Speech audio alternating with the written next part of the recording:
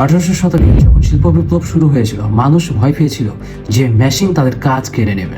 আজ 2026 সালে আমরা দাঁড়িয়ে আছি আরেকটা উদ্ভাবনের সামনে, আর্টিফিশিয়াল ইন্টেলিজেন্স বা এআই। প্রশ্ন একটাই, বাংলাদেশ কি প্রস্তুত নাকি ধীরে ধীরে পিছিয়ে পড়ছে? এআই আসলে কি করছে? এআই এখন শুধু রোবট নয়, এটা লিখতে পারে, ছবি বানাতে পারে, ভিডিও এডিট করতে পারে, কোড লিখতে পারে এবং কাস্টমার সার্ভিসও প্রদান করতে পারে। বিশ্ব অর্থনৈতিক ফোরামের রিপোর্ট অনুযায়ী আগামী কয়েক বছরে বিশ্বব্যাপী কোটি কোটি চাকরি বদলে যাবে। অনেক পুরনো কাজ হারাবে, আবার নতুন কাজ তৈরি হবে। মানে খেলা শেষ না, খেলা বদলাচ্ছে। আচ্ছা, এখন কথা হচ্ছে বাংলাদেশের কোন সেক্টরগুলো বেশি ঝুঁকিতে আছে। একটা কথা, বাংলাদেশের বাস্তবতা বুঝতে হবে।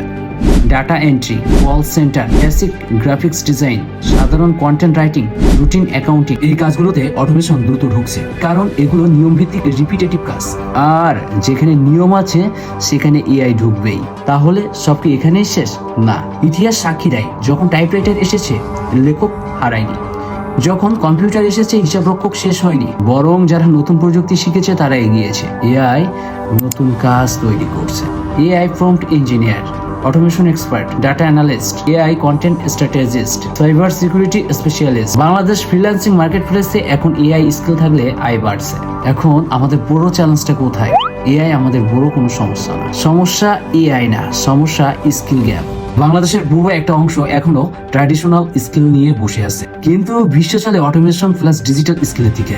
যদি আমরা শিক্ষা ব্যবস্থা আপগ্রেড না করি, যদি তরুণরা তাদের স্কিল আপগ্রেড না করে, তাহলে সমস্যা আছে। এআই আপনার শত্রু না, এআই আপনার প্রতিদ্বন্দ্বীও না। কিন্তু আপনি যদি শিখতে না চান, তাহলে এআই জানা মানুষ আপনার জায়গা নিয়ে নেবে। এটা কঠিন সত্য। বাংলাদেশ তরুণদের দেশ, আমাদের ডেমোগ্রাফিক বোনাস আছে।